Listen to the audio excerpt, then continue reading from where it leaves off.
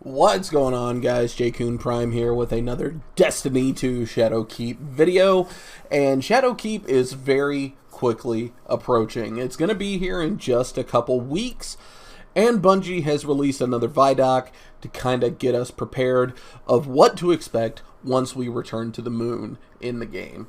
Before we get started, if you could leave a like rating on the video, I would definitely appreciate it. It helps out the channel, plus it lets me know what you like to watch on my channel.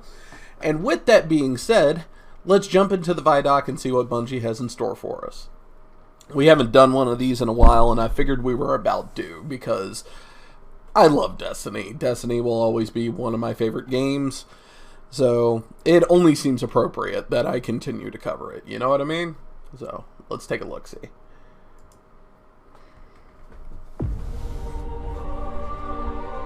Year 3 is the beginning of us really looking at Destiny from its heart out.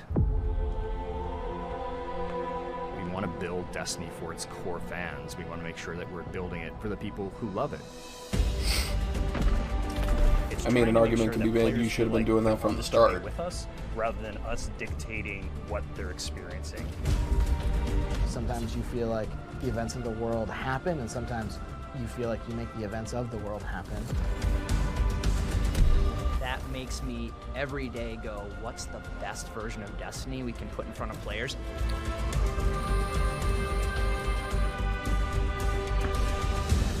The real thing I think we're doing this year is sword clashing emotes. Like, I'm saying, in. Hey, we're back. This is the 5-year vision for the game. 5-year vision.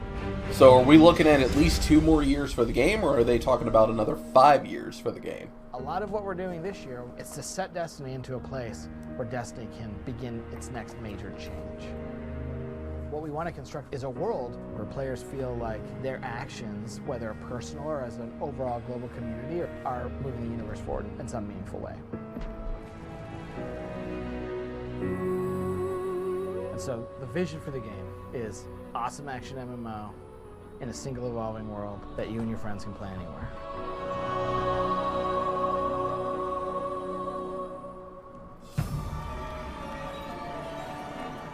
Shadowkeep is this first step to where we want to get to. Eris is going to make a discovery, and the discovery she makes is really important to where Destiny's That was Omnigul we Before just saw. us lies a dark remnant of their existence. Players are going to be called back to the moon, a place that they're very familiar with if they were players in Destiny 1, but they're going to find that it's been changed. And part of the game is understanding what changed it, and what has Eris discovered here. And what does it mean for the world, not just in the context of right now, but what does it mean for the game in March, and what does it mean for the game a year out? You're all insufferable! Save your torment for someone who gives a damn. You're gonna discover that you're plagued by these nightmares. I don't know if I'm crazy about the new armor, though. Trauma of Guardians who have come back to the moon. They even go further and become enemies that are from the past, that are now real again. Shadowkeep is not just a destination with a new set of missions on it. Shadowkeep is a transition for the entire solar system of how you play the entire game. The Monte Carlo! I can't wait to get that gun. Field crafting choices, deeper RPG chase, like more team play. One of the first things we set out to do with Shadowkeep was deepen the character sheet. He was implementing some of the feedback he got from Sheik. That led to all the changes that we made to armor. Armor 2.0 is really all about making every slot on your character sheet have an impact. Stats are back, there's like more stats than ever. We overhauled the mod economy. There's gonna be a bunch of, mods that you can get for your finishers. There's a whole new crop of weapons that are coming out. There's new seasonal weapons to earn. There's the new Shadowkeep, Astro Shaman-y weapons. Kind of like old school, magic-y, like imbued with dark power sort of feel to it. You're fending for Ooh, yourself. I like Eris that. is not trying to protect you. So the weapons just like, they're guiding you through the experience and they're telling you when the nightmares are around. We actually have it set up that when you're near the nightmares, like they have a bit of this like, almost like you can see through them or there's some glowing inside. This is one of the weapons that Victor is making. It's a rocket launcher, fires out seeker projectiles, so should Oh, be fun. nice. You're gonna learn a bunch of cool stuff about Eris and this nightmare problem around the solar system, but you're gonna build a bunch of cool rewards, and then, you know, if you don't get rolls that you like, you're gonna go back to the rune table and you're gonna make more. And that's part of being a Shadowkeep player. It's building your character your way.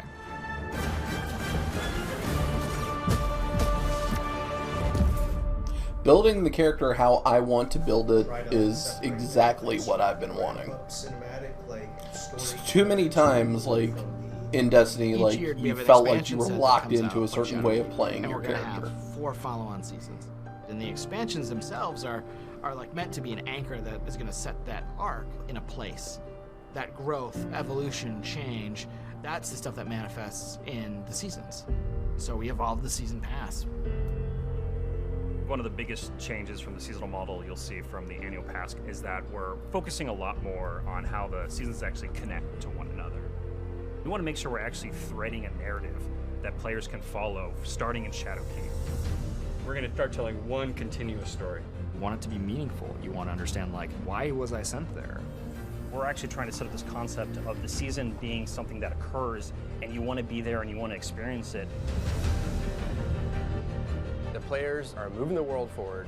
They're making an impact. They're leaving that resonance in the world itself. How can Guardians actually come together and do something that unlocks rewards, pursuits, new experiences for everyone? I.e. the Battle Pass. That's dynamic and changing. It's a universe where you can have memories. You can say things like, I was there when.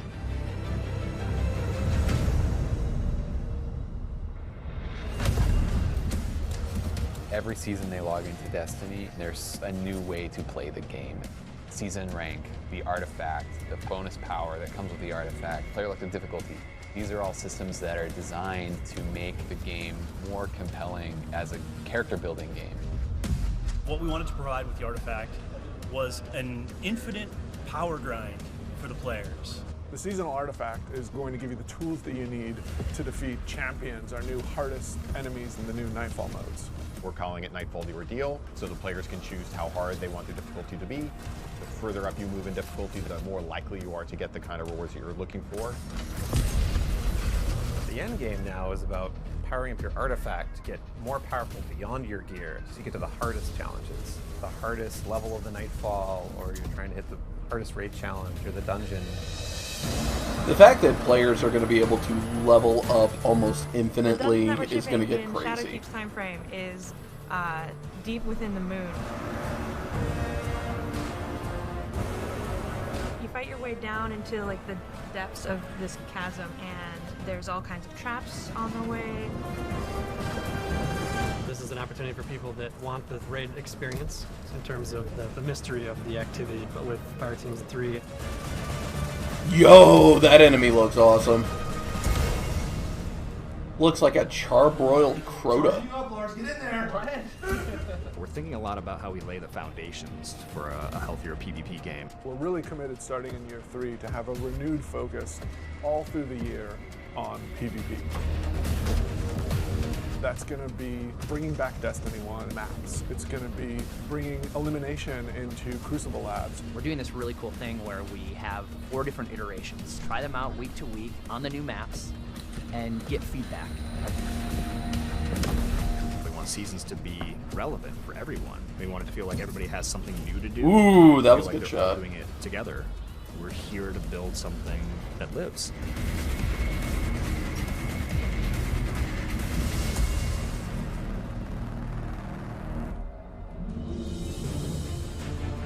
Season of the Undying is when the Vex start invading from the Black Garden. And when they start invading the moon, you get to help take them out. Over the course of that 3-month period, you're going to be getting more powerful, stronger, and then eventually you're going to stop that invasion. The story that we're telling is about the impact that the Vex can have on the whole solar system if we leave them unchecked. It's really going to kick that Act 1 of Year 3 off. And then Season 8 gets going with a raid, Vex offensive, we've got nightmare hunts, exotic quests, explore the moon, new strikes, new PvP maps. There's just so much going on, no matter what kind of player you are. Season 8 is the catalyst. Season 9 is really where things start to build, and then Season 10 is where things start to get pretty intense, and then Season 11, everything is going to come together, and you're going to want to be there to see it happen. It's going to be like no other time in Destiny. I cannot wait for the Vex invasion. That looks like so much fun. Single evolving world is one of the biggest changes that we're going to make over time to Destiny. Getting to that single evolving world is asking us to kind of unlearn a bunch of the things that we've learned. Hopefully we think we've made the right calls, and if the answer is no, like, the good news is we're in full control to change it. We can keep evolving the game. We're turning it into a game that we're all proud to be working on. We have a vision, we have a roadmap, we have a place we want to take Destiny, and Shadowkeep and Season of the Undying are just the first steps. It's a foundation.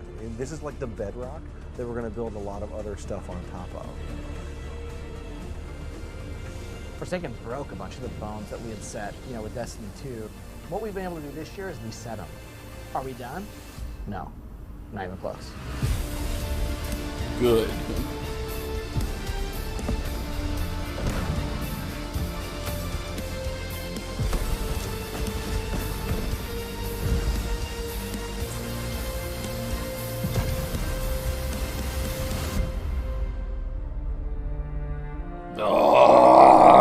I cannot wait to play fucking Shadowkeep. Oh my god. Oh my goodness. Oh my goodness. Alright, so, yeah. Brand new story. 3 more new seasons with the annual pass. We got the battle pass, and I know a couple of people were kind of complaining about the battle pass because the battle pass does kind of fast track the ranking system a little bit. It lets you get certain items earlier than others instead of having to grind it out. But I understand why they did the battle pass. The battle pass is specifically designed for the casual player that can't put an exuberant amount of time into it that like a full-time streamer can, or someone who is a hardcore devotee to Destiny.